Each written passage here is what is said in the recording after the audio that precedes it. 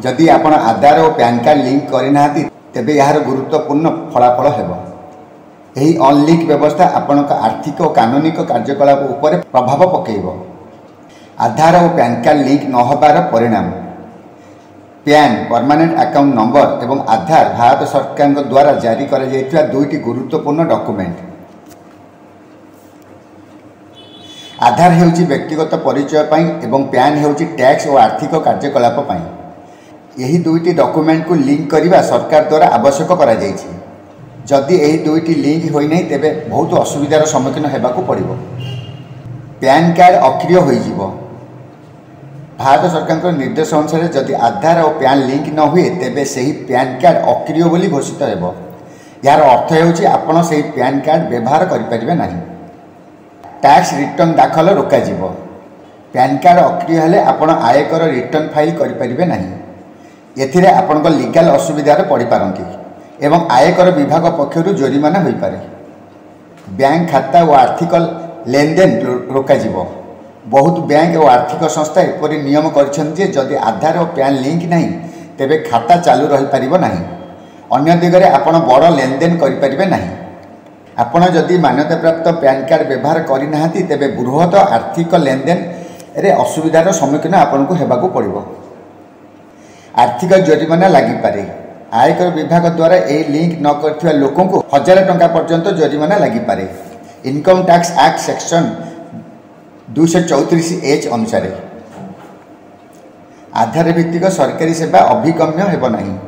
बृहत सरकारी सेवा जेपरिक एलपीजी सब्सिडी स्कॉलरशिप एवं अन्यान्य अनुदान आधार उपर निर्भर करुछि। यही सेवा मान मिलिबा उपरे आपनकर आधार पैन लिंक उपरे निर्भर करि पारे। तेणुकरी जदि आधार पैन सहित लिंक न करिवे ताले आपनको ये सब समस्यार सम्मुखीन होबाकू पड़िबो।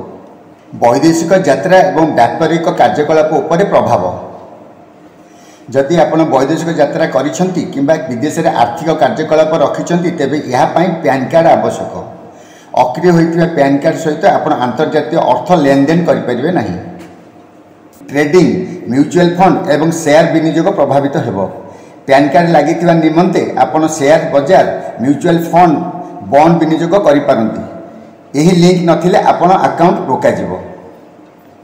जदि कई गवर्नमेंट सर्विस होल्डर सरकारी कर्मचारी होइतिबा स्थिति रे आधार और पैन कार्ड लिंक करिनाहांती तेबे सेति किसी गुरुत्वपूर्ण समस्या आपणकर होई पारे।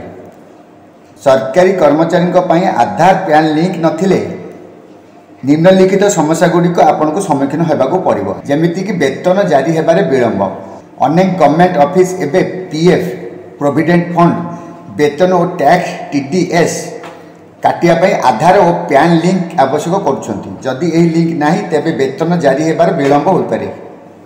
टैक्स रिटर्न फाइलिंग रोका जिवो। सरकारी कर्मचारी माने प्रति वर्ष आयकर रिटर्न दाखल करबाकू पड़े। जदि पैन कार्ड अक्रिय हो जाए तेबे टैक्स रिटर्न हेबा असंभव हेबो। जीपीएफ पीपीएफ गारंटी आदि आर्थिक सुविधा बाधा। सरकारी कर्मचारी निवृत्त पर मिलुथिबा अनेक सुविधा यथा general provident fund GPF guarantee pension इत्यादि पाई आधार एवं पैन द्वितीय प्रमाणपत्र भाव दरकार। लिंक नथिले से असुविधार सम्मुखीन हेबे। बैंक खाता और लोन संपर्कित कार्यकलाप प्रभावित हेबो। गवर्नमेंट एम्प्लॉय माने जदि हाउसिंग लोन पर्सनल लोन नहीं छथि किंबा नबाकू चाहूछथि तेबे आधार पैन लिंक अनिवार्य। नथिले लोन अप्रूवल हेबा रोका जिवो। लोन अप्रूवल ले असुविधार सम्मुखीन हेबाकू पड़िबो। एबे प्राय ऑफिस रे आधार भित्तिक बायोमेट्रिक अटेंडेंस चलीछि। लिंक नथिले उपस्थिति रेकर्ड और डिजिटल सेवा रे समस्या आसी पारे। सरकारी कर्मचारी थिबा दृष्टि आधार और पैन कार्ड को लिंक करने एक आवश्यकता हेबा सह बहुत दरकारी जिनिस। यह आपणकर आर्थिक सुरक्षा चाकरी श्रृंखला एवं भविष्य सुविधा को सुनिश्चित करे। जेते शीघ्र पारुछंती शीघ्र लिंक करंतु। भारत सरकार आधार और पैन लिंक उपरे गुरुत्व देइछि जहाँ देशर कला टंका रोकिबा टैक्स देयटा गुडी को चिन्हट करिबा और स्वच्छ अर्थनीति निमित्ते गुरुत्वपूर्ण। जदि आपण एपर्यंत ए दुईटी डॉक्यूमेंट को लिंक करना तेबे शीघ्र करंतु जहाँकि आपणकर निजर प्रतिष्ठा अर्थ और आईन सुरक्षा को अक्षुण्ण रखिपारे।